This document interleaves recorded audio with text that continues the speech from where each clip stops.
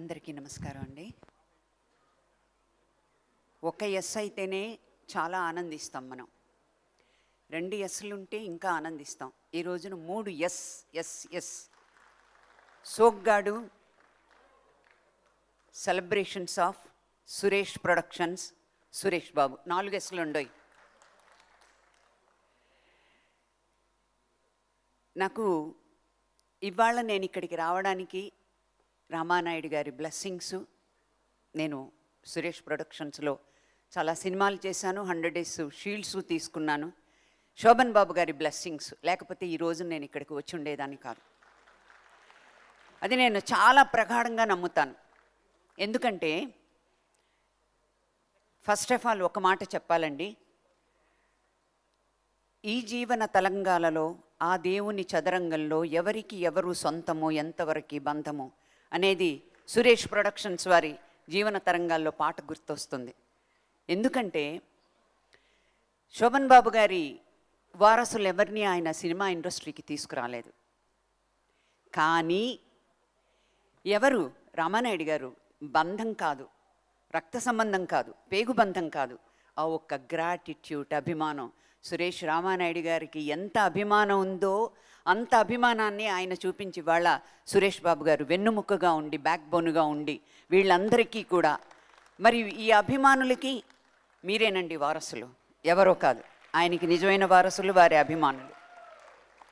మా ఇంటికి వచ్చి నరసింహారావు గారు, ఏమండి మీరు తప్పకుండా రావాలండి, నాకు తెలుసు మీరు సినిమాలు చేయలేకపోయారు, ఆ విషయం మీరు చెప్పాలండి, లేకపోతే మా శోభన్ బాబు గారి ఫ్యాన్స్ అంతా కూడా మిమ్మల్ని తప్పుగా అర్థం చేసుకుంటారు అన్నారు. ఎస్, దీనికోసమైనా రావాలి అని అనుకున్నాను. నిజంగా శోభన్ బాబు గారి ఆశీస్సులు ఉన్నాయి కాబట్టే నేను ఈరోజు వచ్చాను. 2 నిమిషాల్లో ముగిస్తానండి. నా ఫస్ట్ సినిమా నీళ్ళే నాడితే అగ్రిమెంట్ అయిన తర్వాత రషెస్ చూసి తమ్మారెడ్డి భరద్వాజ గారి వాళ్ళ ఫాదర్ తమ్మారెడ్డి కృష్ణమూర్తి గారి డాడీ ఆయన ఇంటికి వచ్చి ఇంకా రిలీజ్ అవ్వాల, దట్ ఈస్ 73 ఆర్ అంతే ఎండింగ్ అనుకుంటా. నేను డాక్టర్ బాబుకి అడ్వాన్స్ ఇస్తున్నాను, అడ్వాన్స్ ఇచ్చి వెళ్ళిపోయారు. వెళ్ళిపోయిన తర్వాత నేను అగ్రిమెంట్లో ఉన్నాను అప్పుడు. ఐఎమ్ అండర్ 18 అనమాట. అలా ఎలా వెళతావు, నాతో చెప్పాలి కథ, నాకు రెమ్యునరేషన్ మాట్లాడాలి, అగ్రిమెంట్లో ఉన్నప్పుడు చేయడానికి లేదు సినిమా రిలీజ్ కాకుండా. అలా డాక్టర్ బాబు సినిమా అనేటువంటి ఒక గొప్ప సినిమాని నేను చెయ్యలేకుండా పోయాను. ఇంకా మధ్యలో 2-3 అంటే ఇంటికి వచ్చి అడ్వాన్స్ ఇచ్చి వెళ్ళిపోయిన సినిమాలు మధ్యలో 2-3 పోయినాయి. ఆ తర్వాత కురుక్షేత్రంలో ఇంటికి వచ్చారు, అడ్వాన్స్ ఇచ్చారు, వెళ్ళారు.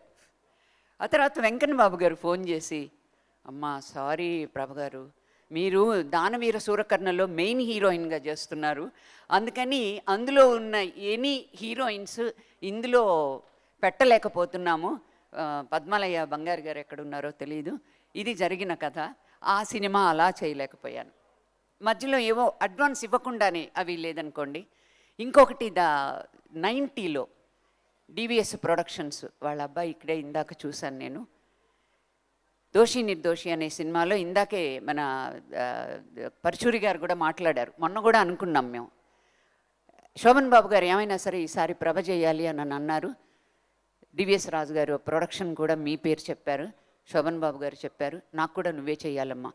నేను అమెరికాలో కోస్ట్ టు కోస్ట్ ట్రావెల్ చేస్తూ 60 డేస్లో I think 38 programmes with live orchestra మొత్తం 2 నెలల క్రితం బుక్ అయిపోయి ఉన్నాయండి.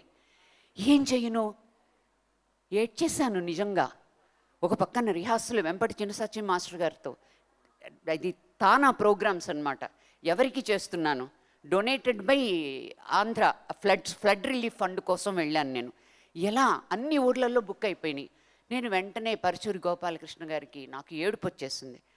శోభన్ బాబు గారు కూడా మీ పేరు చెప్పారన్న వెంటనే నాకు చాలా ఏడుపు వచ్చిందండి. ఎలాగండి, వారంలో ఉన్నది 3 రోజులు, మండే ట్యూస్డే వెన్స్డే. అంత లోపల నేను అమెరికా నుంచి వచ్చి ఇక్కడికి వచ్చి నేను ప్రోగ్రామ్ చేసి మళ్ళీ నేను థర్స్డేకి నేను వెళ్ళగలనా, అమెరికా అండ్ కెనడా అనని నిజంగా చాలా బాధపడ్డానండి.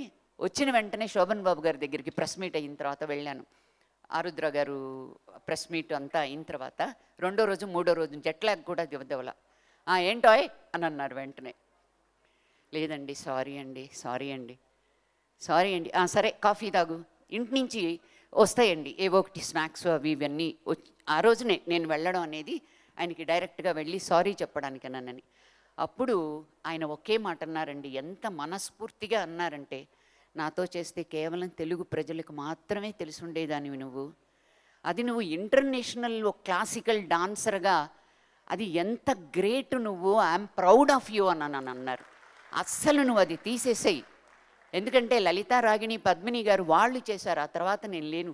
ఇంత మంచి అవకాశం అసలు నువ్వు ఏంటి, నువ్వు దీనికి పనిష్మెంట్ ఏంటో తెలుసా? ఏంటండి అన్నాను.